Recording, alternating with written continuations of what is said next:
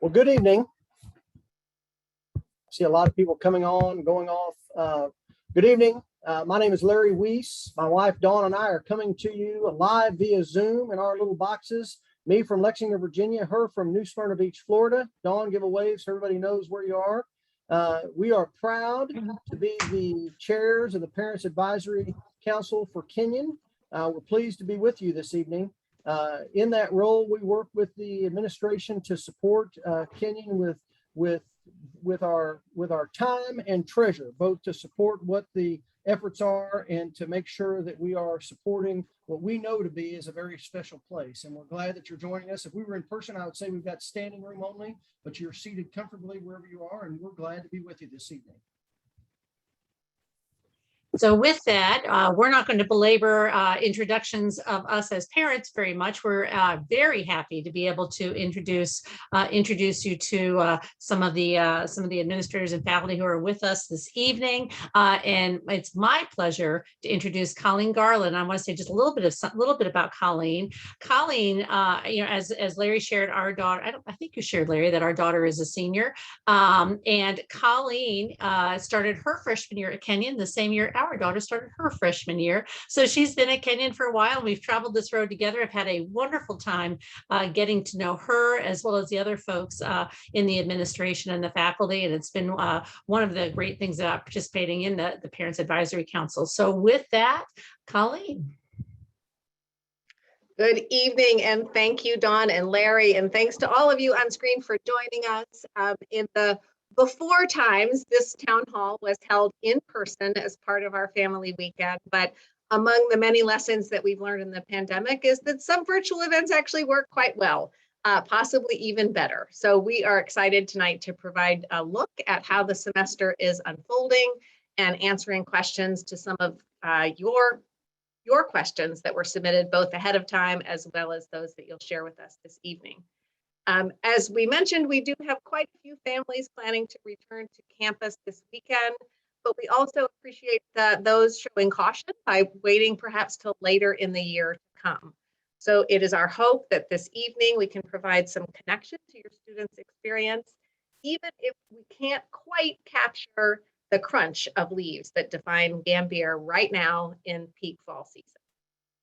In addition to the beauty of the season, on campus, your student also has access, as you probably know, to the amazing new Chalmers Library, which not only features the latest in digital technology, but classrooms and dozens of spaces, both for individual as well as group study.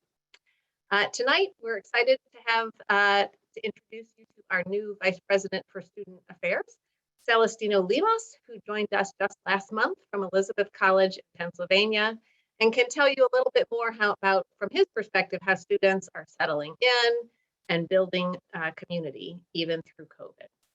Jeff Bowman, our provost, is also here for a look inside the classroom, as well as Drew Kirchhoff, our associate provost and chair of the COVID steering committee. And last, but certainly not least, is our president, Sean Decatur, to share a vision for Kenyon's next 5 years, and of course, to answer your questions. As a reminder, you are all on mute to enhance our audio quality, but we do want to save time for your questions. So at any point during this next hour, please feel free to use the chat function and submit a question in the chat, and we'll get to as many of your questions as we can. So let's start the evening by turning things over to President Decatur to welcome our newest colleague. Sean?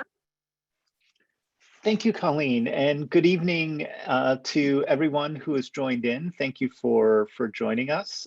We really appreciate your continued interest and support and engagement with Kenyon. And it's my pleasure to introduce the newest member of our team here at Kenyon, Celestino Limas, who is Vice President of Student Affairs. Celestino has been with us since right before orientation. So he joined us about 4 or 5 days before orientation, but has really already made a strong mark on the institution. If you are in and around campus, you can pretty much see Celestino out on Middle Path talking to students, engaging with folks on campus almost around the clock.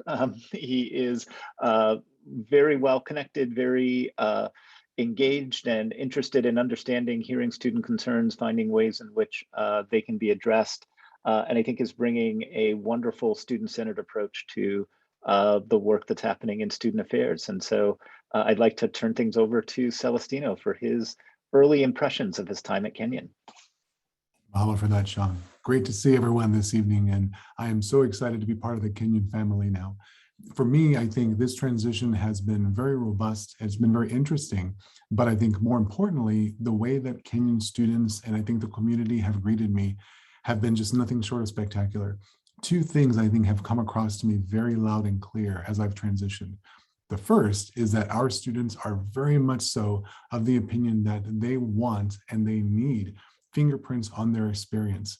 I have always had a good relationship with students in my career, but more importantly, the Kenyon student I really connect with in a unique way because Kenyon students want to be co-authors in their experience. For me, accessibility to me as a senior servant is very important, and students at Kenyon have been just wonderful about wanting to engage me in different ways because I believe that the more that we can compress the distance between idea and implementation, or even issue and solution, we are all really best served by that. So it's important, I think, for people like me to be amongst the student body and really be attentive to what's going on. The second thing that I think has really jumped out at me is the way in which collegiality lives in a very unique way here on campus. I've been engaged in so many conversations with faculty, administrators, other educators here on campus that really are not seeking sort of to put up boundaries between student engagement and how we can support them, but how can we collaborate? And so for someone like me coming in as a new person, COVID is really forcing us to build down, I think, barriers to make certain that we can actually be partners. But I think what this is doing is it is setting a template for students about how a campus like ours functions and thrives because of the oneness that exists on campus. So this is something that I've experienced very much so in my time here, and it definitely has continued to be the case. So I'm really thrilled to be here and talk a little bit more about whatever you want to this evening. But mahalo for your time. Well, we are so pleased to have you here. Thanks, Celestino. I'm sure that you will find as you get to know our parents, as you have gotten to know our students, that they are also enthusiastic about supporting the environment and could just be a really wonderful resource. So although you have gotten to experience several Kenyan traditions already, including First Year Sing and Founders Day, this is far from a typical year. As much as we're eager to be done with COVID, Kenyon is no different than other institutions and having to continue to navigate it as an ongoing fact of life. So Drew, I know we had hoped that you would have less to do this fall as the chair of the COVID steering committee, but I think it will be helpful to our audience to have you give a quick look at the situation on campus now, including maybe addressing the question of testing students, because we did receive one question, if maybe you can elaborate on that. So Drew, can I turn to you? Yeah, thanks very much, Colleen. I thought I'd start out by giving a brief update about sort of the current status on campus. We have had new cases that have continued to crop up. However, we've had a slower rate of increase in new cases than in the prior weeks, particularly the week leading up to fall break. However, I'll just be clear, COVID is still with us, and we have to remember that it's still spreading, both potentially on campus and throughout Knox County. With Family Weekend upon us, we've been emphasizing to the students that it's important to keep making responsible and well-informed decisions to keep all of them and to keep all of us on campus safe. The virus is still here, it's still dangerous, and we need to keep taking care of each other is basically the operating principles that we're working on. In terms of student testing, there was a question about why we're not using rapid tests, and our focus has been on PCR testing for a number of reasons. One is it's the gold standard. They're more reliable than rapid tests. There also have been continual supply chain issues with rapid tests at the volume needed to do testing on an institutional scale, whereas our testing partners for our PCR tests have been quite reliable. And our turnaround time on PCR tests has been somewhere between 24 and 48 hours on average. And so they're they actually are quite rapid and more reliable. They also have the added advantage of we don't have to rely on self-reporting of tests. With any rapid test, the student or whoever is taking the test needs to upload the result. With our tests through our testing partners, either GenomeDX or Everlywell, since the tests go out to a lab, we automatically get the results. So we know every negative test, every positive test, and every test that's had some sort of processing problem. And so that's a little bit about why we've stuck with rapid testing. Another part of the question was about flu shots. We're working on supplies of flu shots for our students. There have been some supply chain interruptions, not just for Kenyon, but elsewhere for those. However, flu shots are widely available within the community from Knox Public Health and from our local pharmacies, and we've been encouraging students to go out and procure those. And we hope to be, as we get our shots in, we hope to be able to have a flu shot clinic on campus as well. A little bit about our case levels on campus. We've had 204 total cases on campus amongst our students this semester. Currently, we have 9 students in isolation, so we have 9 active cases. Symptoms have continued to be generally mild to moderate, and we have 2 active cases amongst staff as well at this point, so those are manageable numbers. Looking forward, some folks have been in touch about Thanksgiving break. But sort of leading up to Thanksgiving break, we're working with our partners at Knox Public Health to try to organize a COVID vaccination booster clinic on campus, and this could potentially be coupled with some flu shots as well. The details here are going to depend upon evolving guidance from boosters from public health authorities. A lot of you have been reading about that in the news, I'm sure. But in the end, we're committed to facilitating further vaccination opportunities as much as we possibly can. We're also planning on, upon return from Thanksgiving break, a round of comprehensive student testing when folks return from Thanksgiving break, so that in the last few weeks of class, which are very important weeks, they can also be very stressful weeks. We really want to work to minimize the potential for COVID to disrupt the end of the semester. So that's a little bit about sort of the state of affairs on campus right now.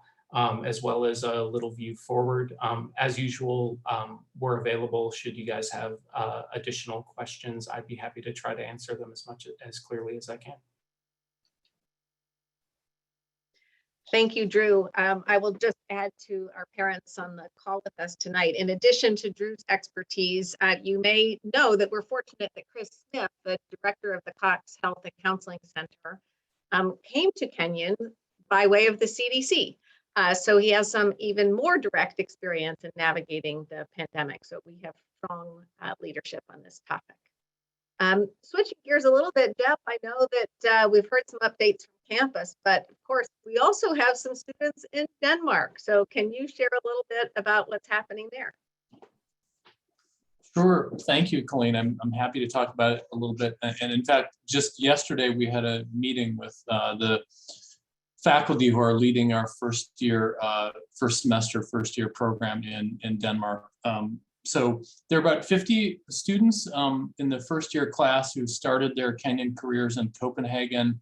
They're being led by a team of 4 Kenyan faculty members, Sergei Labona-Rostovsky in English, and Sarah Height in English, and Irene Lopez in psychology, and Rob Alexander in environmental studies.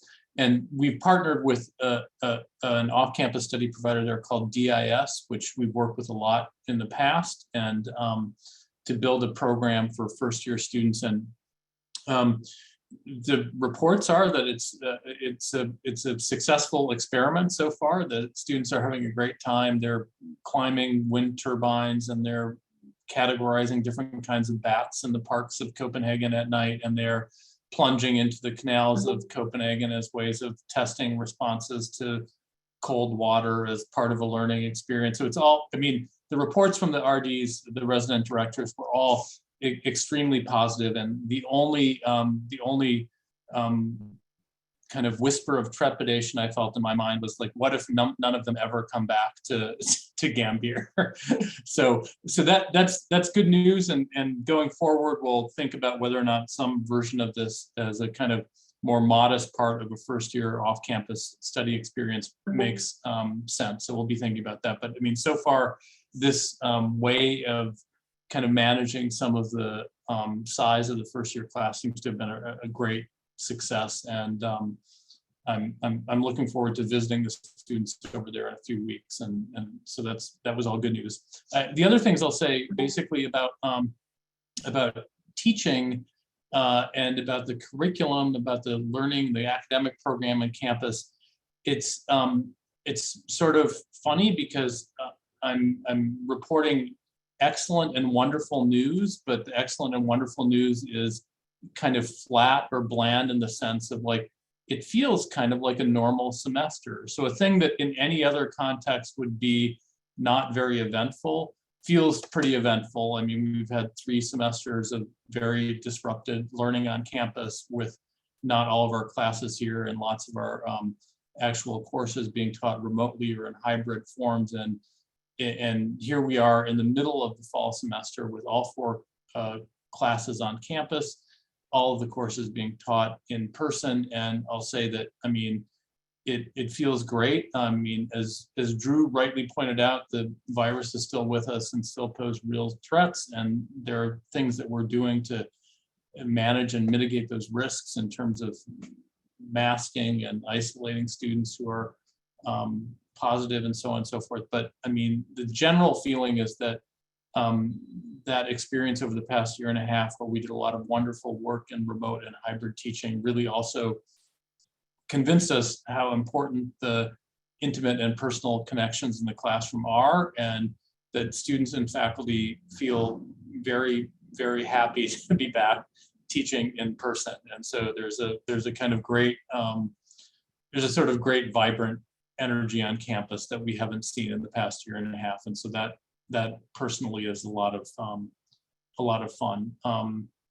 And the only other thing I'd say is that, you know, in the academic division, we're kind of humming along, doing a couple of different things, getting used to having some of our offices in the new Chalmers Library, a bunch of the student-facing offices like the registrar and the Dean of Academic Advising and Support Services and the Career Development Office are in the new library in a way that makes them much more prominent and visible and easily accessible to students. And that already seems to be having good effects. Those offices work very closely together and they can kind of collaborate in a way that is more seamless than it has been in the past. And we're also excited to be launching for a bunch of searches for new tenure track faculty members in a number of different areas, including economics and film and English and biology and sociology. So so those are like some bits and pieces from the academic division and what we're up there to there, and I'd be happy to answer any questions too that come up. So thank you, Colleen. Great, thank you, Jeff. I have to say our version of new normal feels better than ever with so many students on campus. Let's shift gears a little bit. Jeff and I and about 21 other members of the Board of Trustees, students, faculty, and senior staff had the pleasure of serving over the last year on a planning committee to develop Kenyon's next strategic plan, which was just rolled out last month. That process was launched in February of 2020 with the Board of Trustees meeting, but was of course delayed with the onset of the pandemic. So we picked back up in earnest last August, and the result is what we are calling now the Foundations for Kenyon's Third Century. And the plan lays out priorities and strategies for the coming years. So without further ado, I'll hand things back over to Sean to take a look at both this year as well as the ways in which the strategic plan will be guiding us in future years. Thank you, Colleen. And I wanted to begin by sort of echoing Jeff and Celestino's observations that campus, actually, it feels really great to have an in-person experience on campus, and the sort of pieces of what pre-COVID life on campus were like. You know, the campus is buzzing with activity, certainly during daytime hours, but actually I'm in my office now and I can hear a lot of activity on Middle Path as people are walking into the new Chalmers Library. And so it is that I can say that activity extends into the nighttime hours as well. And Since I live off of Middle Path, I can actually also say that I hear a great deal of activity late into the evening on Middle Path. So I know that our students are out and about. Chalmers Library opened in August and has really been a terrific addition to campus, both as an architectural feature, but also in the way that it provides a gathering space for our students to study and to connect, and that it also really brings into focus the connections that we've been building over the years between our career development office, our academic advising office, our writing center, these critical pieces of academic support that help students not only in their current work, but to look forward into what their Kenyan experience offers them into the future. To have those centralized in the library in this place that's really a crossroads for the campus has already been a powerful in terms of its synergies and its connections. And I'm looking forward to seeing more on that. Athletics is up and running again after very strange seasons last year and suspended seasons and less activity. And so it's been great to see our athletic teams compete and the engagement on that front. Music and theater performances are back. One of the neat things that has continued post-COVID is that many of our music ensembles during good weather continue to practice on the steps of Ross Hall outside. And so if you're kind of walking on campus in the afternoon, you can hear the jazz ensemble or the chamber singers or others that are kind of taking advantage of outside venues to continue as a space to practice, which actually has the additive impact of filling the campus with music during critical times of the day, which has been really quite lovely. And as I'm sure you have all heard, we have a very full campus this semester. So we've gone from a year ago and having a campus that was only half full to a campus that is really actually quite full this semester. That has happened from a stronger than expected yield on a first year class. So our target yield for a first year class was 485 students. We ended up with a bit over 550 students. And as you've heard from Jeff, 50 of those students have begun their Kenyan career studying in Copenhagen this year with 4 faculty members. In addition, the impact of COVID on our class cohorts will be with us for a couple of years. And so because we had a number of students who took a semester or more off during the COVID year, we have students who have shifted their cohort from one class to another. And that includes about 40 students this semester who are second semester seniors on campus who will graduate in December. Just as a bit of context, in a typical year, we have had about maybe half a dozen or so second semester seniors who graduate in December. So a significant jump up this year, and that reflects students who made the choice during the remote semester to take a semester off and return this year. So the combination of all of that has really meant a very full campus. As Colleen mentioned, as we were looking ahead, both before the COVID year and during the COVID year, we went through a process of setting priorities for the next 5 years and really determining what strategies the college should take on in order to not only meet those priorities, but to meet some of the challenges for higher education that we're facing now and that are on the near horizon. Kenyon's bicentennial is coming up in 2024 in just about 2.5 years. And so we've thought of this activity as not only setting the priorities, the short-term priorities, but what's going to build the foundation for Kenyon to be a successful institution in its 3rd century as we move through the bicentennial. Part of this process is assessing what some of the educational needs, some of the curricular needs that are important now that we anticipate will continue to be important or perhaps become more important over the course of the next few years. So what are the skills or experiences that students are going to need in order to be successful as we look ahead to 2024 and beyond? Some of that has been continuing the work that we began we've been carrying out over the course of the past 7 or 8 years, which is developing a stronger suite of internship opportunities, both during the academic year and during the summer and other times that we can connect those internship opportunities to the academic program. We'd like to actually sort of double down on this and continue that work, continue the emphasis that building connections between work that happens in the classroom and work that happens outside of the classroom is essential for students to gain the experiences that they'll need to prepare them for graduation and beyond.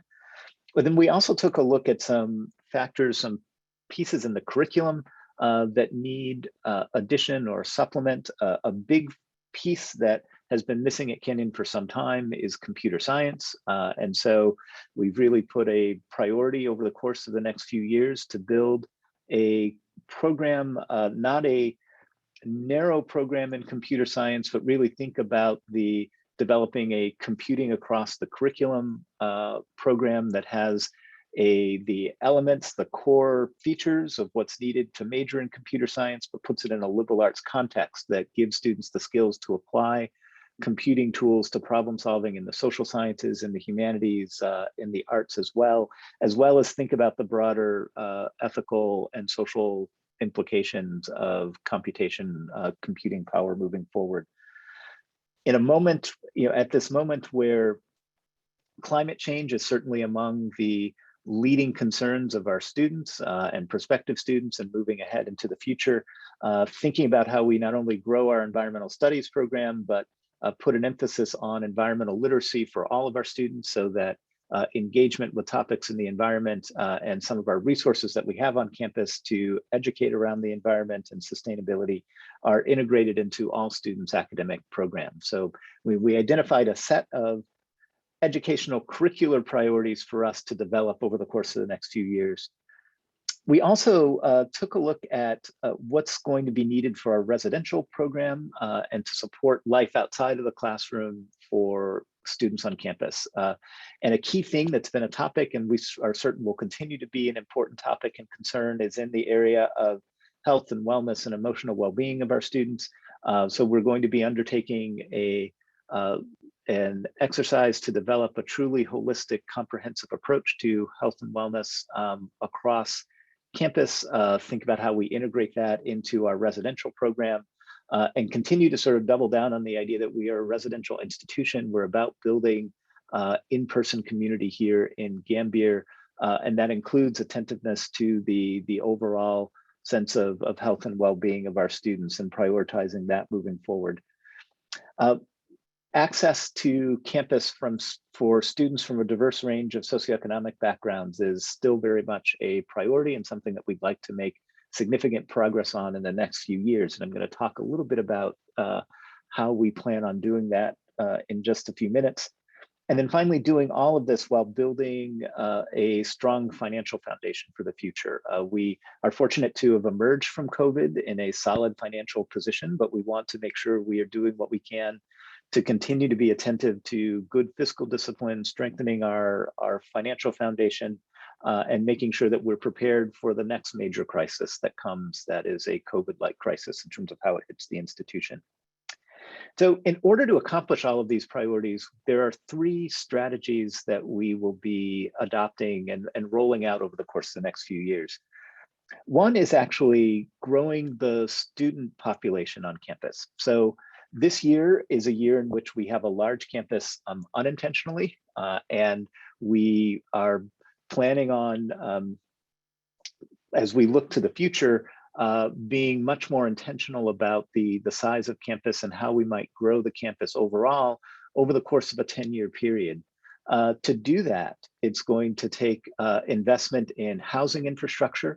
We were fortunate enough to get a transformational gift that's going to allow us to build 3 new residence halls over the course of the next 4 to 5 years, and also to allow us to begin a process of renovating existing residence hall spaces. So we anticipate that over the course of the next decade, we will be building our physical infrastructure to be able to house new students.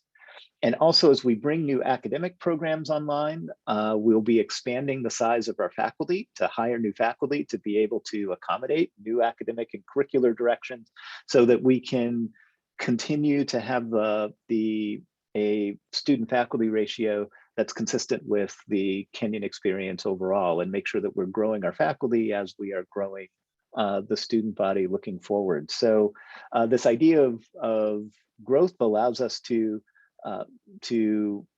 add to significantly supplement what we're offering here on campus, while we also are maintaining the overall feeling of Kenyon. Growth in terms of what size, what order of magnitude, growth in some ways it's relatively modest. So pre-COVID, we were a campus of about 1,700, imagining that in 10 years, we'd like to have our steady state population on campus be about 1,900. So growing on the scale of 150 to 200 students on campus over the course of the next decade, so by 2032. In addition, we are looking to plan changes to our academic calendar to create a period of time, either a winter term or a spring term, where there's a 3 to 4 week period where students can do in-depth projects outside of the classroom, engage in travel, engage in internship type experiences that help us to further our objective of further integrating the outside of the classroom experiences into the curriculum. And then finally, we're going to be intentionally building a new set of partnerships, both to bring pipelines of students into Kenyon from new directions from diverse groups, but then also partnerships to help with opportunities, whether it is with research universities and opportunities for additional degree programs or further experiences outside of the classroom, partnerships with businesses for internships, but really recognizing that we need to develop and build the Kenyan network of other types of institutions, organizations that can help us meet these priorities. So there'll be a lot going on over the course of the next 5 to 10 years, but I think we have a very good roadmap to help us get there. And we have begun making real intentional and exciting steps forward on implementing pieces of the strategic plan already. A key piece of that is what we're calling the Kenyan Access Initiative, an opportunity to expand the number of students who come from, who are first generation undocumented or from who are Pell eligible, or from the families of the $60,000 family income or below to campus.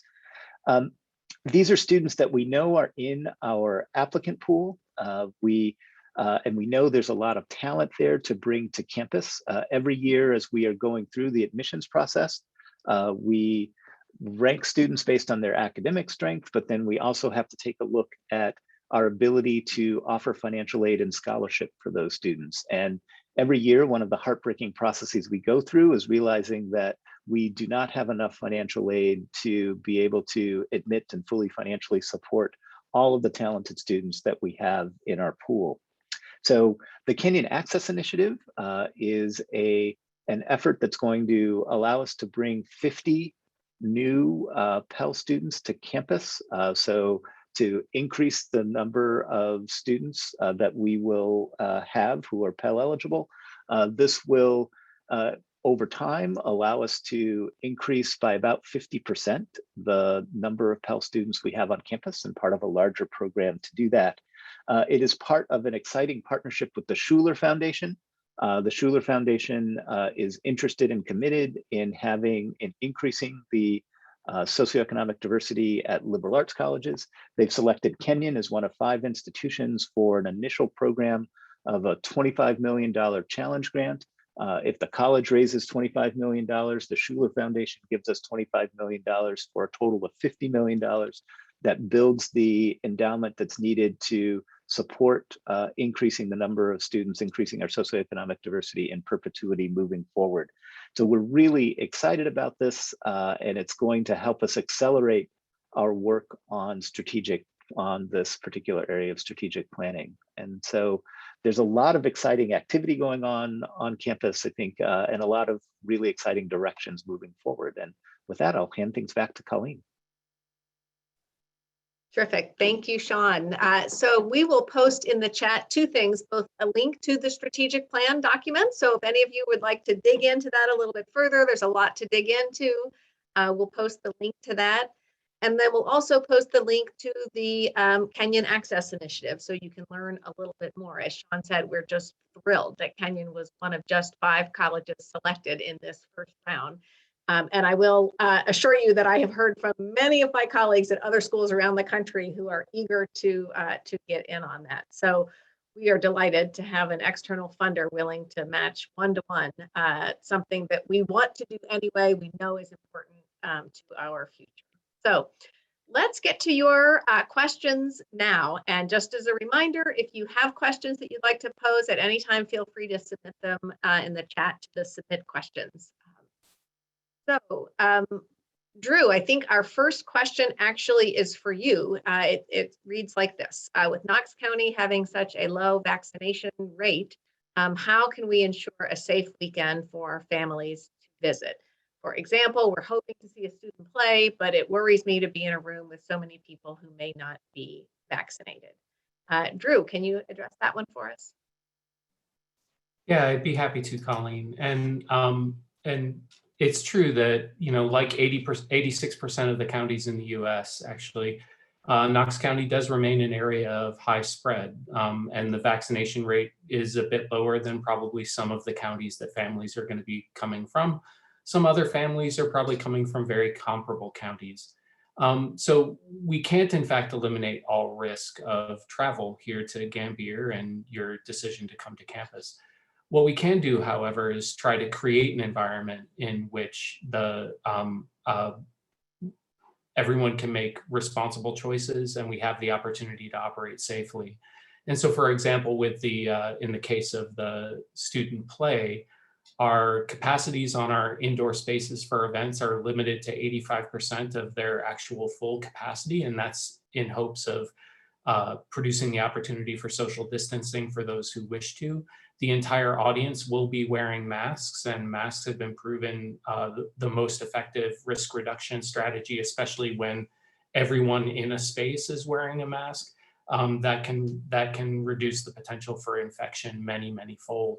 And so we've sort of structured the family weekend schedule to be focused on events that are outdoors. We have no indoor events where food and drink are being served. That's only happening outdoors. And any events that are indoors, like lectures or performances, will be limited in their room capacity to provide the opportunities for social distancing, and masks are going to be required at all of those events. And in the end, folks' assessments of risk are all very individualized, and we want to create an environment in which everyone can adjust their level of risk and choose to participate in the activities where they actually feel safe. Thank you, Drew.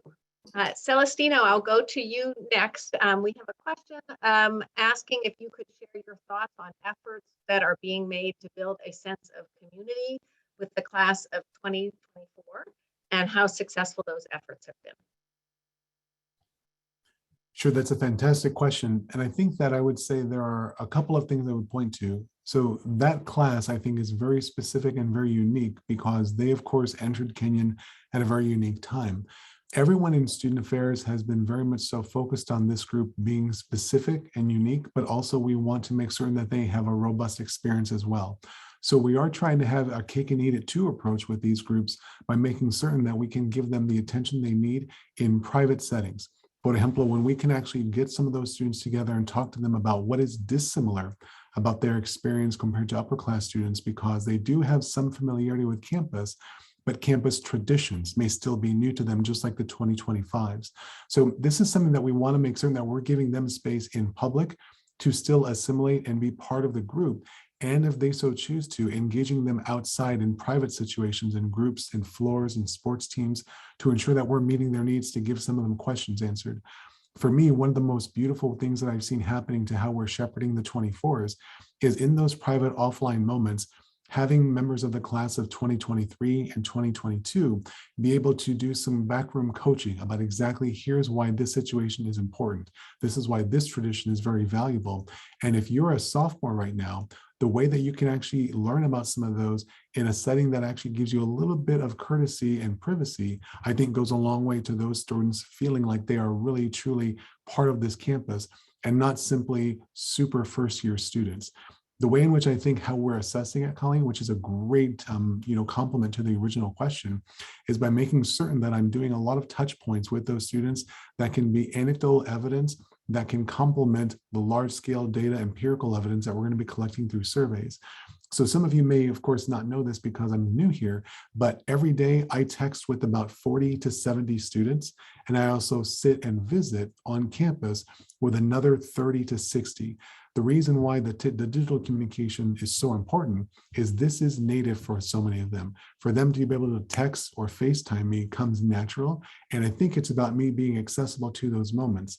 But you can bet that every day I have a list that I keep that's very random of between 18 and 25 second year students just to touch base with and make certain I know exactly what their experience is going like, because there is something unique and proactive when a student is engaged by someone like me to say, how did you think this event went? Or what are you experiencing with advising?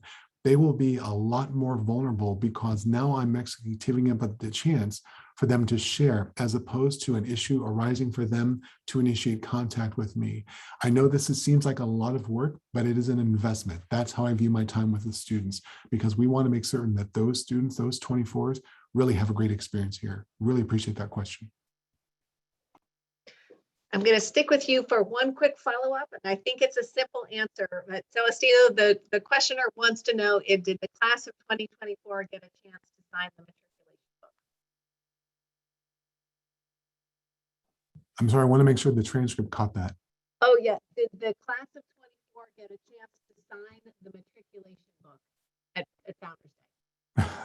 Sure, absolutely. That's a very important question. And I think more importantly, watching the 2025s actually go through that situation, I was anticipating that some of the 2024s would be a little bit wistful about, oh, this is what actually they could have had last year.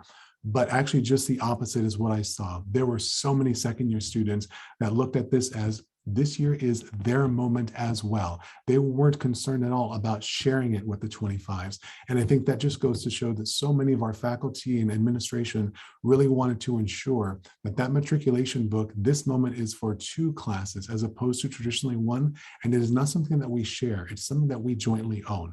Really appreciate that question. Mahalo. Yeah, you bet.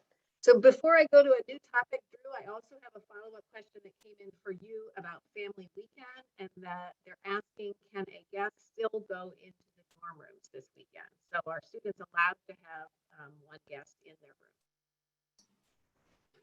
So students are allowed to have one guest in each of their living spaces. And the limit is sort of one per. So an apartment of 6 individuals can have up to 12 individuals in the apartment. So one student plus one guest. Great. Thanks for clarifying, Drew. Jeff, my next question I'll send to you. And this is a parent who just describes some difficulty in scheduling classes this fall, particularly for first-year students. And wanted to just know, is this a problem that they should expect to be repeating because the class of 2025 is larger, or what's your sense of the ease of registering for and getting classes that one wants? Sure, I'm happy to talk about that a little bit, Colleen. So this is a thing that we calibrate every semester, both long in advance and then near in advance when we have more information about what the actual makeup of the students on campus is going to be. It is important to note that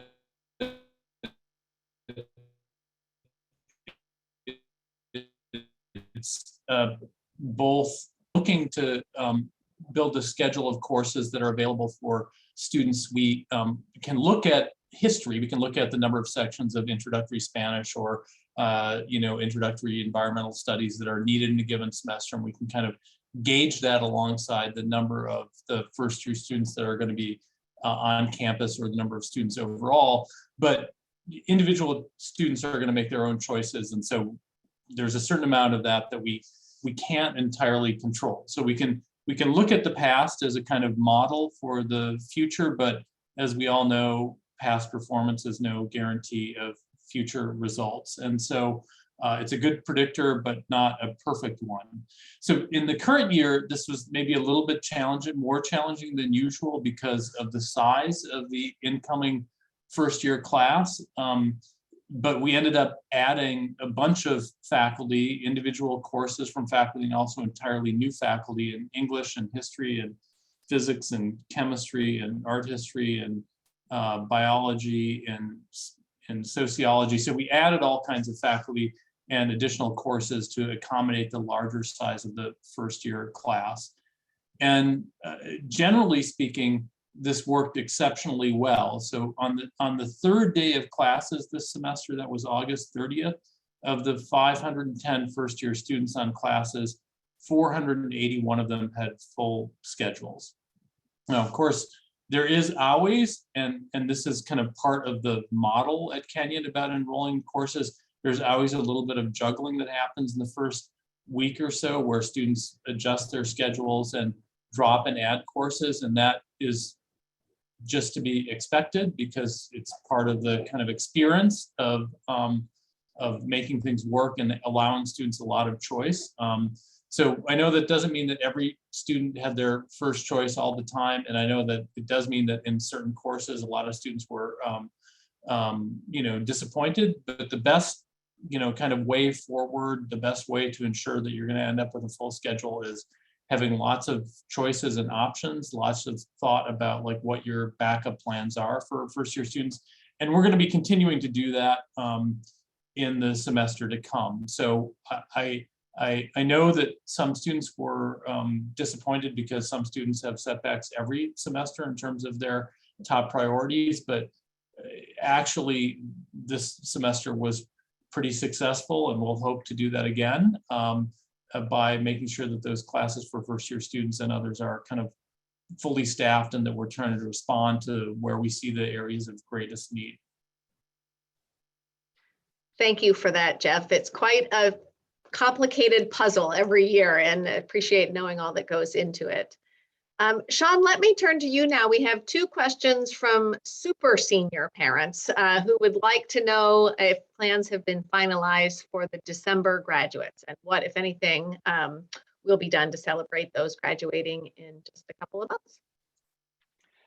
And yes, there will be a ceremony for the December graduates. It will be before students leave campus. I may be going to ask one of my colleagues because I'm having one of those brain freeze moments of the exact date is not coming to mind. I don't know.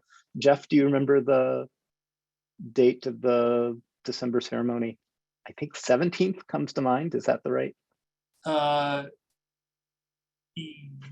Yes, but there's a collective brain freeze happening. Yes. So I'll check while you're talking and see if I can Thank find you. it. No, thank you, Jeff. But yes, there will be a ceremony. It certainly will be available live stream for folks who are not able to come to campus. I believe it is going to be in Ross Hall because having an outdoor ceremony in mid-December is not a good idea in Gambier. And it will be a moment where faculty and the staff can recognize seniors who are completing in December. It's very good. Did you find it, Jeff? Yeah, December. I mean, what I've got is December 17th at 5 o'clock.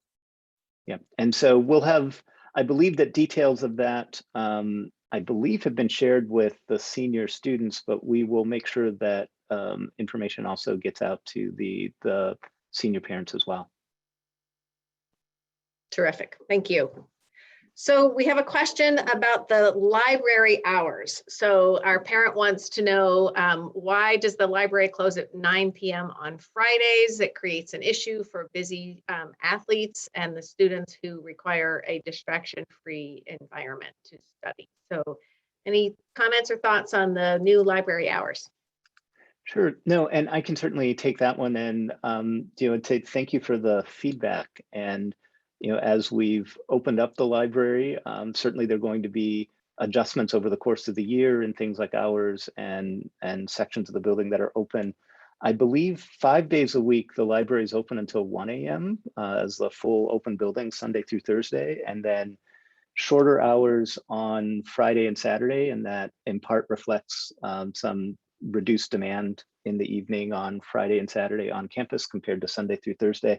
But as we are growing into the new building and getting used to what the new building has to offer, we will certainly be revisiting that. And it's a really great observation that there are 24/7 spaces, but making sure that those 24/7 spaces have some distraction-free zones as well is good feedback for us. So thank you. Very good. Now let's turn to food. So we have several questions about food, including one that says their student describes Gambier as a food desert, asks about bringing in food trucks or grab and go options during peak times. Another related one is about long wait times in Pierce and some limited selection. So it's a conglomerate of questions about access to food and timing. Sean, would you like that one? Maybe Celestino could add too. Sure. And so certainly the finding options for food trucks is something that could not only supplement food options, but also provide some additional social opportunities.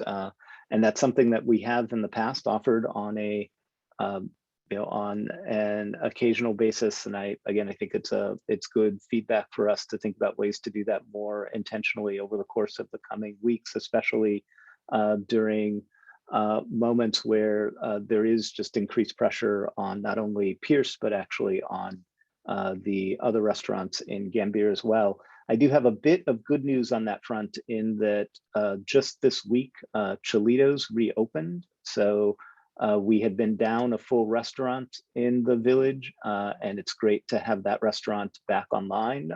And we're anticipating that it will continue to be open and to serve students in the area and be another restaurant resource.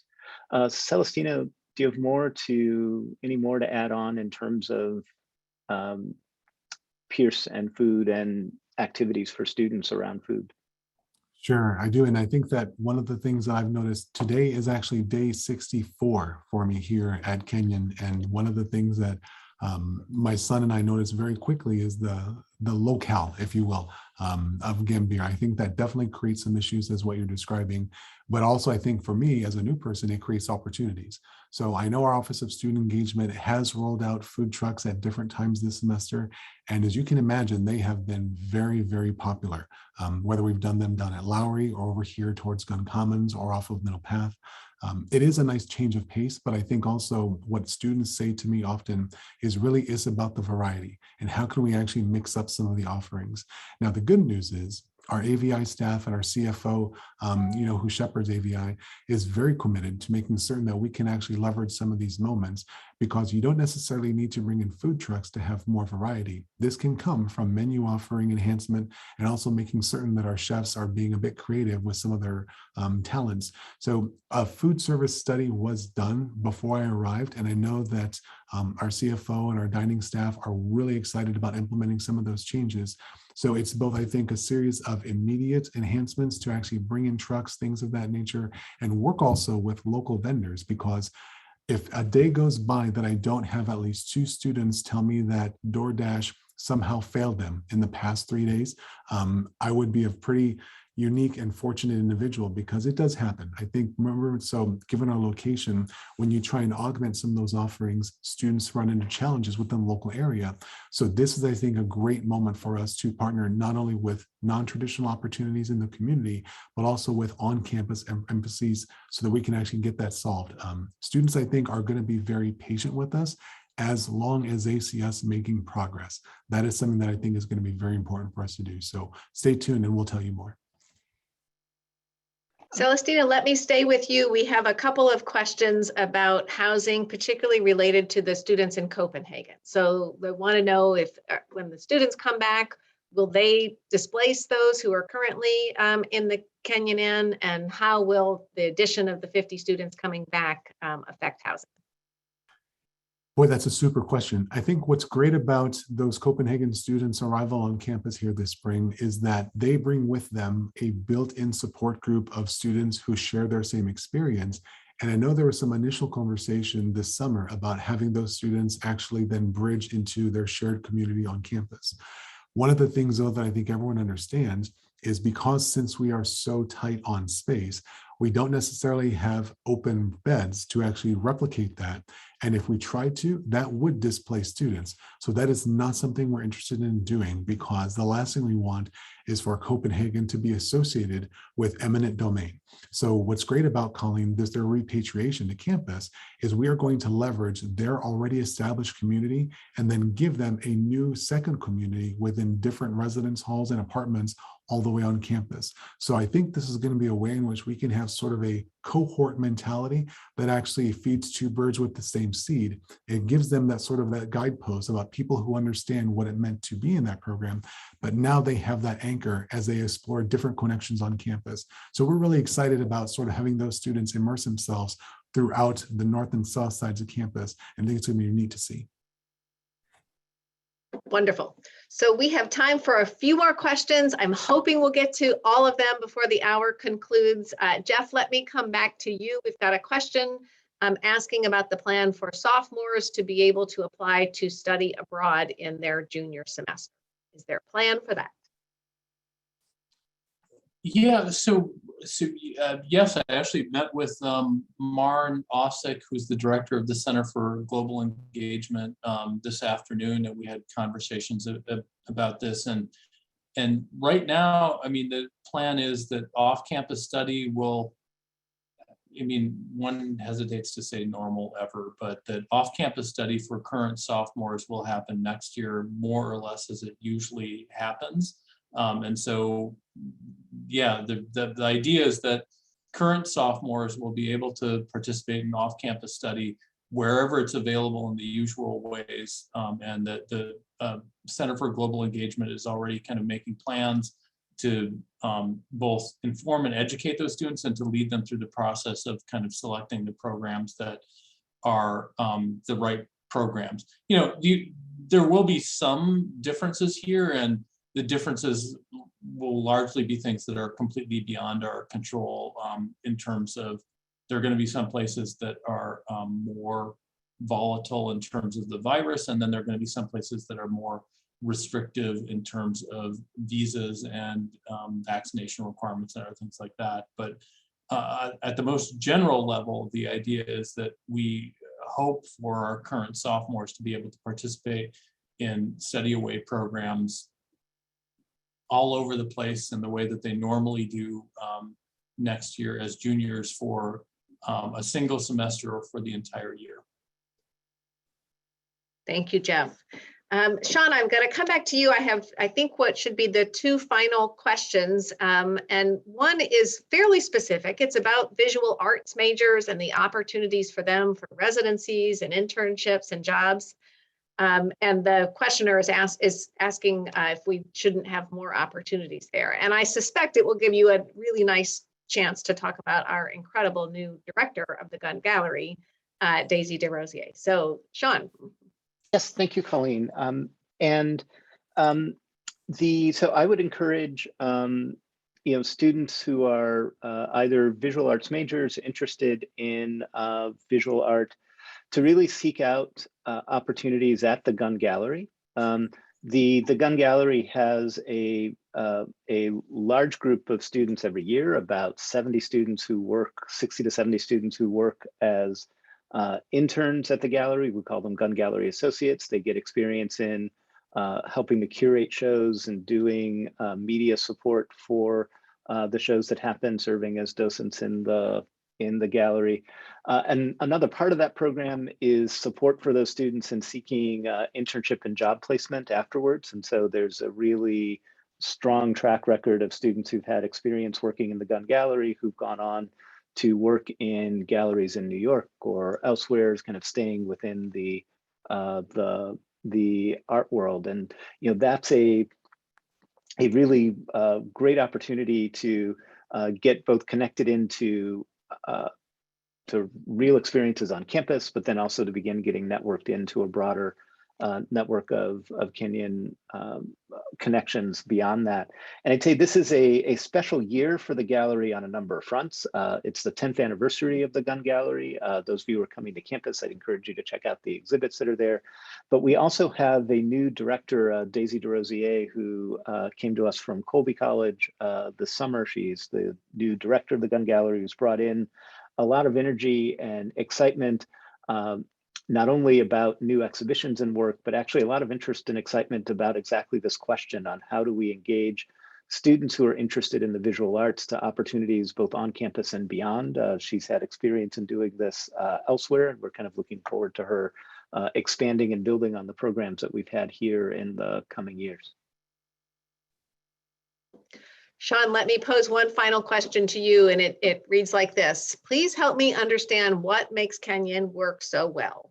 We did not know how special it was until our son came to visit. Parent of class of 23. I would actually say that the thing that, from my perspective, has made Kenyon just a wonderful institution to work and to live has actually been the students themselves. And I'd say the connections that the students build with faculty and staff on campus. There is something about the fact that we all live together on a hill here, and on a hill that is in some ways isolated, in some ways actually really kind of vibrant with a type of diversity and cosmopolitan nature that's kind of that builds an excitement. And the connections and relationships that happen here, on the one hand, are very traditional in terms of what you might expect from mentoring relationships in the classroom, mentoring outside of the classroom, sort of those types of things. But they also translate into people genuinely caring for each other, and that often means faculty and staff who really go the extra mile to support students and find ways to get resources to students or to help to solve problems. But it also means students who are deeply committed to helping each other and to building a sense of community here. And so that kind of tight sense of community and connection, to me, is the thing that actually sort of makes Kenyon a special place, and that I think actually helps it to thrive. Well, I want to be respectful of everyone's time. We try to keep these to 1 hour. So we have indeed come to the end of our hour. Zoom fatigue is real. So we want to thank you all for taking the time to join us this evening. My very special thanks to Dawn and Larry for their incredible leadership of our Parents Advisory Council this past year. And then, of course, to our president, Sean Decatur, to Drew, to Jeff, to Celestino, all for joining us this evening. And for those of you who are coming to campus, safe travels, and we will see you very soon. The fall colors are a spectacular view on campus. Thank you and good evening.